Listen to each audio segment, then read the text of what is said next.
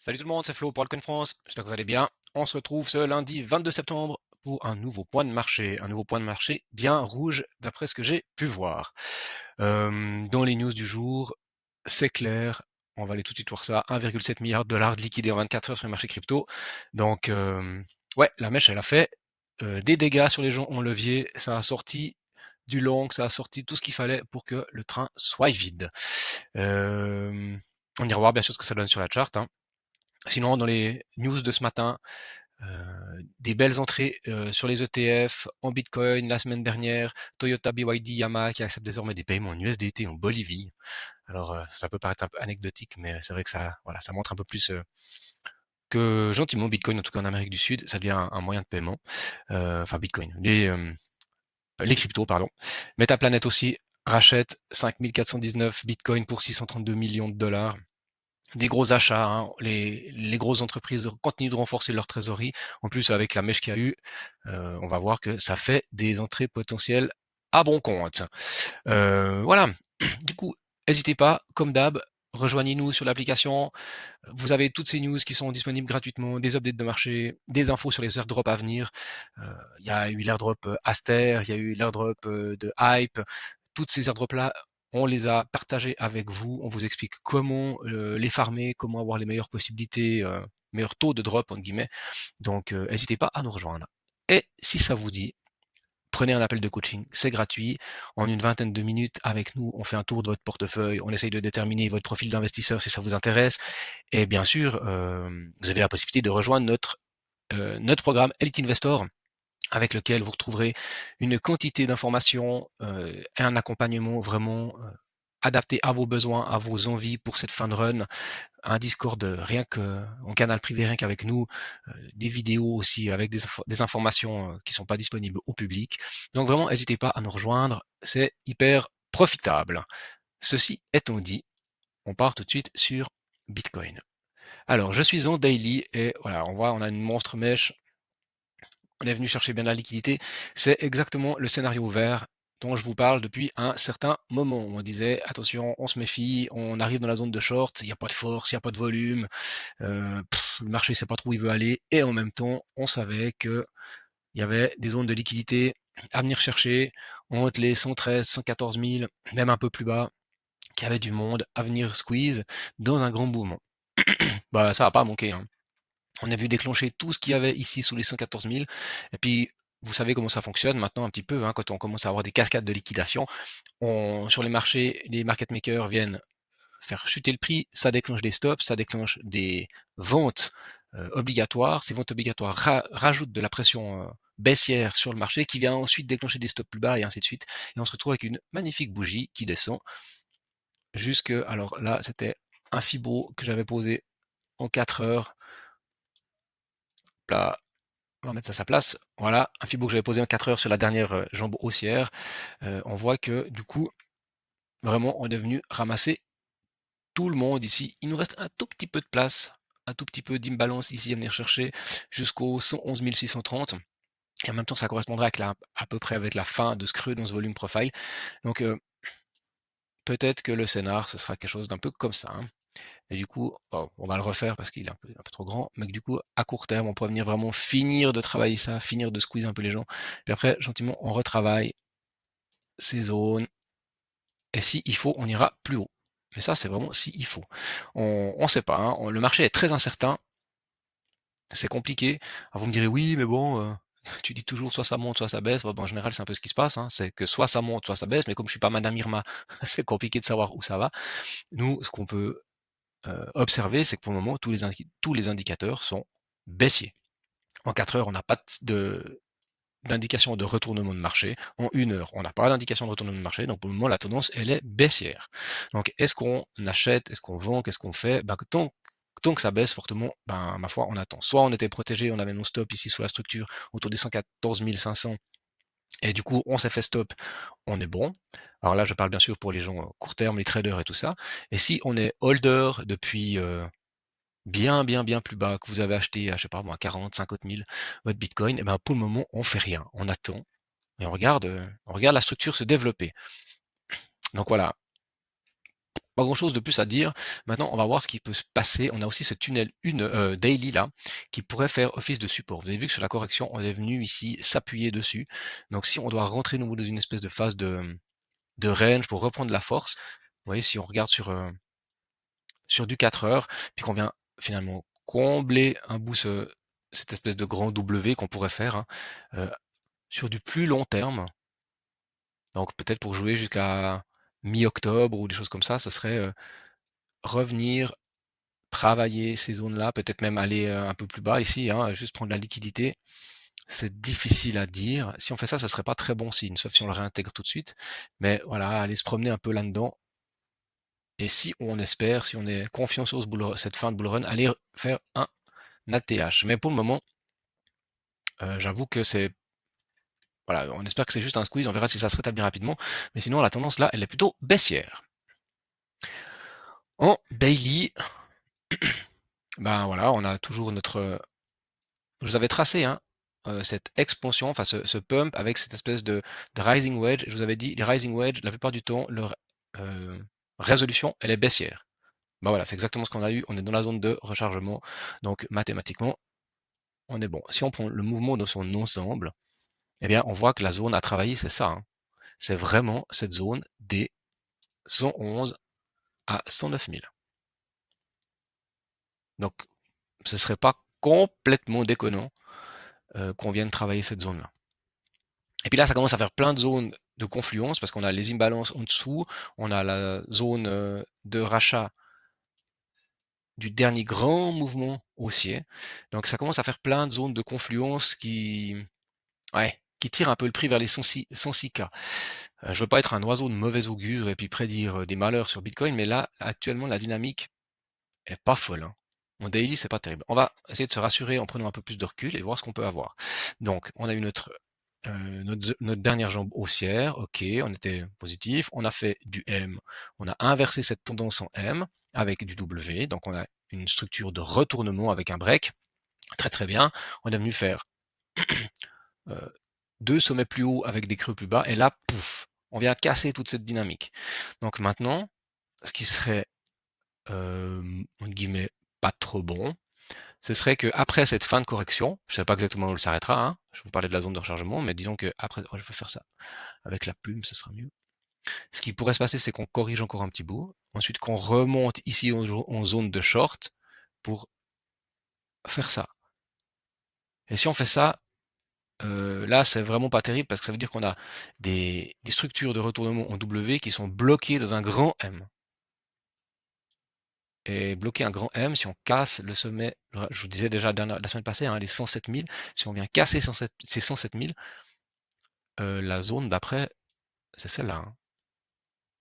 Alors, il y aura bien sûr le premier arrêt, mais si on casse les 107 000, je pense que ça va être tendu de tenir les 105, et puis après, c'est une correction plus profonde et plus long terme. Donc voilà, pour le moment, c'est pas hyper positif ce que je vois. Mais quoi qu'il en soit, si vous êtes rentré ici sur les 78 ou si vous êtes rentré plus bas sur les zones depuis voilà, du plus long terme, c'est les zones de prise de profit. Vous avez sans doute dû pardon, déjà vous payer.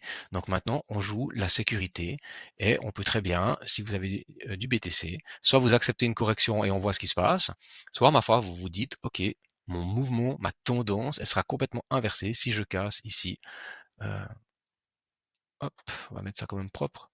Si je viens casser mes 107 000 ou mon premier arrêt. Donc après, à vous de mettre vos stop loss là où vous estimez que pour vous c'est un retournement de situation. On sait que ça va arriver un jour, on ne sait pas quand. Mais une fois de plus, on peut très très bien ranger comme ça encore quelques semaines. Alors je l'ai fait très très large, hein, mais ça peut être plutôt un truc un peu comme ça. Ranger quelques semaines ou en tout cas bien quelques jours et aller encore chercher quelque chose plus haut. On veut retrouver un peu de la force, on veut retrouver du volume. Il faudra regarder ce que les ETF nous donnent ces prochains jours. Parce que là, pour le moment, le MACD, en 3 jours, il est toujours positif. On n'a toujours pas cassé la structure là. euh, donc on n'a pas encore imprimé vraiment un M marqué sur l'OBV. Donc pour le moment, ça reste OK. Mais on est attentif. Voilà pour Bitcoin. Ether, même chanson, en 3. jours, la structure, on est venu pile, mais alors pile, hein. On est venu prendre ici la liquidité sous les 4066. Donc ça, c'est fait. Du coup, qu'est-ce qu'on observe aussi? On a notre M, un deuxième M, avec après ici un grand break sur cette impulsion de 3 jours. On est venu finalement faire un break de toute cette structure. On est venu prendre le sommet ici. C'était important de clôturer au-dessus de ce sommet des 4670. Et maintenant, on réimprime une théorie d'eau baissière. Et on est venu casser, on est venu faire un grand M en cassant ici les 4224. Donc on a une grosse structure baissière qui s'est dessinée. Ça, en 3 jours, ça ressemble à un top local, mes amis. Et si on le regarde en weekly, eh ben, on a aussi un top local. Comme on a eu là, hein. Pouf, pouf. La suite, vous la connaissez. Bon, on va aller voir un peu en daily. On a cette grosse mèche. Ok, très bien. Maintenant, ce qui est positif, c'est qu'ici, on semble bien remonter. Qu'est-ce qu'il nous dit le MACD? Il nous dit qu'on pourrait diverger positivement parce que là, on était plus bas, mais pour le moment, le MACD reste plus haut que sur les creux précédents du 2 septembre. Donc du coup, pour le moment, on pourrait avoir quelque chose qui se fait dans une forme de, comme ça, divergence. Et ça voudrait quand même dire que c'est positif parce qu'on vient chasser, donc on fait de la chasse à la liquidité, ok, très très bien. En plus, dans un falling wedge, et ce falling wedge, il pourrait se conclure par une position longue ici, où on vient à minima retravailler ici le sommet, reprendre de la force pour aller plus haut. Je trouve que la structure des terres, elle est plus pertinente, elle est plus positive que la structure de BTC. Là, au moins, on est venu chercher tout ce qu'il y avait à prendre. Maintenant, c'est soit on repart, soit vraiment, ça pue le sapin. Mais ça m'inspire plus. Alors, peut-être que je me plante complètement, hein, c'est possible. Euh, ouais, on voit qu'en 4 heures... Ouais, en 4 heures, c'est pas fou quand même, hein. Sur MACD, on est venu plus bas, donc on est quand même venu marquer ce grand M ici. Chose qui n'apparaît pas en daily, mais en 4 heures, là, l'oscillateur, il est plus pessimiste. Là, on est très convergent, donc on avait le sommet, on a l'autre sommet, on va plus bas, donc là on suit exactement les mouvements. Ok, à voir. Alors, du coup, maintenant, ce qui est pertinent de vérifier, c'est ça. Hop, on trace notre fib, et puis on regarde jusqu'où le rebond se fait. Donc on a notre premier arrêt qui est ici à 4231, ce sera notre premier obstacle, entre guillemets, pour revenir imprimer un peu de la force. On voit qu'on est presque en train d'y revenir, ce qui serait assez positif. Donc, où on va devoir se méfier, c'est quand on va revenir ici entre les 4000, j'arrive pas à voir, 4334 et 4407, parce que ce sera notre zone de short, une première zone de short. Donc là, le prix peut se retourner et puis nous renvoyer plus bas. Donc là, ça sera intéressant de voir ces prochaines heures, comment le prix se structure dans cette zone-là. En plus, on a toutes nos imbalances, hein, il y en a tout plein entre 4441 et 4217, donc le prix va sans doute revenir travailler ça. On a aussi le creux de nos volume profile. Donc moi, j'ai assez peu de doutes sur le fait qu'on va revenir manger ces imbalances-là. Ce qui serait vraiment positif, c'est qu'on les mange toutes, qu'on saute un peu plus haut, qu'on vienne corriger jusque-là, qu'on reprenne appui sur le premier arrêt, pour ensuite aller chercher plus haut. Ça, ce serait quelque chose de très positif si ça se fait assez rapidement. Et puis après, bien sûr, les zones à venir prendre, hein, ce sera ce stop-là. On va le faire en blanc. On voit bientôt plus rien tellement qu'il y a de traits. Donc là, c'est clair qu'on a notre premier sommet à venir chercher. Ouais, effacer ça. On en aura d'autres à venir chercher ici. Ce sera à chaque fois des étapes, hein, où il y a des gens qui sont peut-être positionnés en short, et du coup, il faudra venir travailler un peu ces zones. Voilà. Donc on reste attentif. Pour le moment, si vous n'êtes pas fait stop sur des positions, bah, vous les gardez, et puis vous surveillez vos niveaux. Et sur Ether, faut pas perdre ce niveau des 4068. Sinon après, on va aller un peu plus bas. Donc voilà, pas hyper positif. Il faut aujourd'hui qu'on parle de Linéa d'abord. On m'a demandé de regarder cette charte. Donc Linéa peu de recul, donc c'est compliqué, mais la charte par contre elle est jolie. Cette correction en plus elle nous offre une opportunité assez intéressante d'entrée. On est venu chasser tout ce qu'il y avait à prendre, on est venu refaire le week of check ici des 0,026. Donc ça c'est top. Donc là, il y avait une jolie opportunité d'entrée, hein. Si vous aviez un ordre épuisette qui traînait par là, juste choper ça, c'était pas mal. Maintenant, c'est un layer 2, c'est pas tellement dans le vent, les layer 2. Est-ce qu'on croit à Linéa ou pas? Est-ce qu'on a l'impression que c'est un projet qui build et qui fonctionne? Je me suis pas trop intéressé à la chose, je dois vous dire. Et le MACD, il est pas fou. L'OBV, bof. On a moins de volume. Par contre, ben, c'est clair que cette charte, elle est plutôt jolie dans le sens où on a fait comme ça, hop, c'est W avec des W dans des W, puis un grand W qui vient casser cette structure-là. Et ça, c'est plutôt des structures qui sont très intéressantes en termes de force. Donc, on peut attendre, on pouvait prendre une position. Moi, alors là, je regardais en daily parce que je peux pas le faire en weekly, mais normalement, j'aime bien pour de l'investissement être sur du weekly. Mais là, on voit qu'on a notre structure de W et du coup, avec ou sans la mèche, ça c'est vous qui choisissez si vous jouez les mèches ou pas les mèches. Mais là, on avait la possibilité de prendre éventuellement une position à la clôture. On voit que ça s'est clôturé juste dessus. Et du coup, ça nous donne une position qui serait un peu comme ça, hein. On peut même se dire ça. On vient sous la structure complète. Et après, ben voilà, on va chercher au minimum un 2, un RR de 2. Donc ça nous fait une structure comme ça. Et puis on espère du coup que hop, ce soit ça. Ça, c'est une possibilité de trade tout à fait possible. On peut même la jouer plus serrée en venant sous cette structure de W. Et du coup, on peut baisser notre RR ici. C'est une possibilité, hein. Ça, c'est tout à fait le genre de trade qui pourrait être joué. Une fois de plus, voilà, quand on se fait les dents sur les marchés, on fait ça en paper, on fait un fichier Excel, on note les choses, on n'engage pas de l'argent. Et si ça devait être des trades que vous devriez prendre, c'est 1% de capital max ou 0,5 et on joue pas avec les leviers. Je le rappelle, les leviers ils sont là uniquement pour pouvoir faire de la diversification, du hedge ou des choses comme ça. Le levier ça sert pas à amplifier notre position et puis parce qu'on a que 50 balles en portefeuille, jouer avec 500, ça c'est le meilleur truc à vous faire pour vous faire sortir. Donc voilà, la charte est jolie. Est-ce que le projet va performer? J'en sais rien. Les gros du moment, Aster. Donc une performance complètement folle, hein. Là j'ai qu'un bout de la charte, mais ce machin il a fait fois 14 ou fois 15. Euh, oui, j'ai vu passer des choses. L'équipe d'Aster détient 97 ou 98% des adresses contenant des Aster. Donc ils maîtrisent parfaitement leur chart, ils poussent les prix. CZ fait fait presque des calls sur Twitter, ça fait pumper ce truc de fou. Mais toujours est-il qu'il y avait du pognon à se faire et on se cache pas, on n'est pas là pour beaucoup d'autres choses.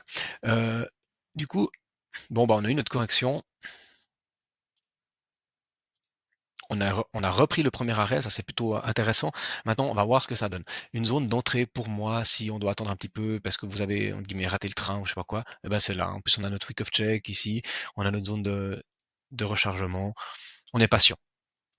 Si Ether et Bitcoin doivent continuer à se prendre des claques ou en tout cas à corriger un petit peu, il y a bien des chances que dans les prochains jours on vienne là. En plus, faut pas rêver, hein, l'équipe de Aster, maintenant qu'ils ont fait un fois 280 sur leur jeton, il y a de fortes chances qu'ils en vendent un petit peu, hein. Ça sert à ça, hein. Ils se font une belle trésorerie pour pouvoir continuer le développement plus tard. Donc, c'est pas vraiment une zone d'achat. Si on est trader, qu'on cherche vraiment du court terme, on regarde ça en 30 minutes.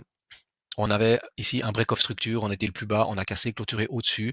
On a la bougie de retest. Les entrées, elles peuvent se faire sur ce genre de bougie-là. C'est un peu chaud, hein. C'est-à-dire qu'on vient mettre notre stop ici, on joue ça, et puis on vient chercher les zones de short du mouvement correctif. Donc, si je vous montre ça, comme ça, bon, on y est. Donc ça fait des entrées qui sont comme ça. On a notre creux plus bas, une bougie de correction qui vient break, clôture au-dessus, on attend un retest, donc on vient chercher une position à l'intérieur, on peut le faire avec un Fibo, on met notre stop là, et on vient chercher les zones de short. Donc vous voyez, on est à un 2,43, c'est des bonnes zones. Mais là, on est du sur de court terme, hein, c'est du 30 minutes. Il faut être réactif, et puis c'est un peu plus compliqué. C'est pas du tout ma façon de faire. Mais il existe tout plein de setups assez intéressants à aller chercher. En daily, ben, comme on n'a pas de recul, c'est impossible à savoir. On voit qu'on a une énorme imbalance, donc du coup, tout ce qu'on peut se dire, c'est que ce truc, il va corriger sans doute. Surtout qu'il a déjà un market cap qui est assez haut, hein. Aster, son market cap, 2,6 milliards. Alors, Hyperliquid, c'est 8, je crois. Est-ce qu'il arrivera au niveau d'Hyperliquid sans faire une correction? Moi, je pense pas. Je pense que ce truc, il va forcément devoir corriger avant de pouvoir repartir plus haut. Donc, soyez patient. Et si vous êtes déjà dedans, c'est le moment de vous hedger, de vendre tout ce que vous pouvez, de garder un bag, mais en tout cas de vous payer. Un petit frère, ou en tout cas un concurrent, c'est Avent. Et donc il a aussi fait une superbe performance. Hem, on en a parlé heu, dans les groupes. On disait: «Ah, il y a sans doute ici, après cette correction, une entrée possible, un call à faire», et on voit qu'on a eu un joli mouvement. Bah, voilà, les 3 TP ont pu être pris. On a notre stop qui était là-dessous, sous la structure. Alors il a déjà été remonté une fois, mais maintenant on peut venir le mettre vraiment sous cette structure-là, sous les 1,8 parce que, entre guillemets, nos TP, son prix sont sécurisés, puis si on doit faire une correction, eh bien c'est clair qu'on va venir aussi, chercher des zones qui seraient bien plus basses, donc en dessous du premier arrêt, dans les zones de rechargement, et si vraiment ce sera aussi l'occasion de venir, remettre une cartouche là-dedans. Mais pour le moment, on n'y est pas, c'est assez solide, hein, on est à moins 1% là ce matin. Franchement, ça tient bien le choc, malgré la baisse sur BTC et Ethereum. Donc très intéressant. On en a beaucoup moins parlé qu'Aster, c'était un peu caché. Le market cap est bien plus petit. Donc, Aventis, il est là, un market cap de 566 millions. Donc ça, c'est tout à fait possible. Vous voyez, il a commencé très très bas. Il est aussi déjà à x10, hein. Et le market cap, il est assez congru, enfin assez confluent, hein. Ça fonctionne assez bien. Il n'y a pas eu trop de dilution de tokens pour le moment. Bien sûr, hein, pour le moment, il y a quoi, 25% des tokens qui sont émis, quelque chose comme ça. Total supply 1 milliard, ouais, FDV 2,19. Donc vous voyez que il faut absolument surveiller la tokenomics de ce genre de projet, hein. Une TVL qui est finalement très faible, 21 millions, c'est assez ridicule. Mais voilà, c'est tout frais, c'est tout neuf, ça fait des perfs. On n'achète pas ici, on attend que ça corrige, et puis comme ça, on est bon. Un dernier projet pour finir aujourd'hui, il y avait plein de choses aujourd'hui, c'est intéressant. WLFI, alors pour moi, ça reste un gros projet red flag parce que bah voilà, c'est du Trump, je suis pas fan et puis je sens qu'on se fait manipuler et avoir. Mais cela dit, la charte était plutôt belle, hein. Vous voyez ces structures comme ça monte gentiment, ça corrige. On a notre OBV qui était gentiment ascendant avec de la structure. Ici, un volatility index qui était dans le vert. Donc on a vraiment des jolies opportunités. Et puis je me disais, si on casse cette structure puis qu'on vient retester avec de la force, peut-être qu'on a un coup à jouer. Euh, eh bien, on voit qu'avec la correction de Bitcoin, ce truc s'est ramassé complètement. Donc, si on était rentré sur cette position-là, on se serait fait stop. Alors, c'est pas une position que j'ai prise, c'est un exemple que j'avais fait hier soir en me disant ah ouais, il y a peut-être quelque chose à faire, je peux vous le présenter ce matin. Bah finalement, voilà, bah voilà, ça aurait été un cool perdant. Après, la structure complète, hein, ça aurait été ça. Et puis du coup, ça veut dire qu'on va chercher plus haut, quelque chose comme ça. Ce qui est aussi possible. Faudrait regarder le market cap de ce truc. Enfin, voilà. Pour moi, c'en est fini. On se retrouve bien sûr demain. N'hésitez pas à lâcher un commentaire, à mettre un pouce bleu, ça nous aide pour le référencement. À prendre votre appel de coaching, c'est gratuit, c'est 20 minutes avec nous, avec quelqu'un de l'équipe. Et puis, comme ça, on regarde un petit peu où vous en êtes, ce que vous voulez pour la suite. Du coup, moi, je vous souhaite une excellente journée. On se retrouve demain. Allez, bye bye.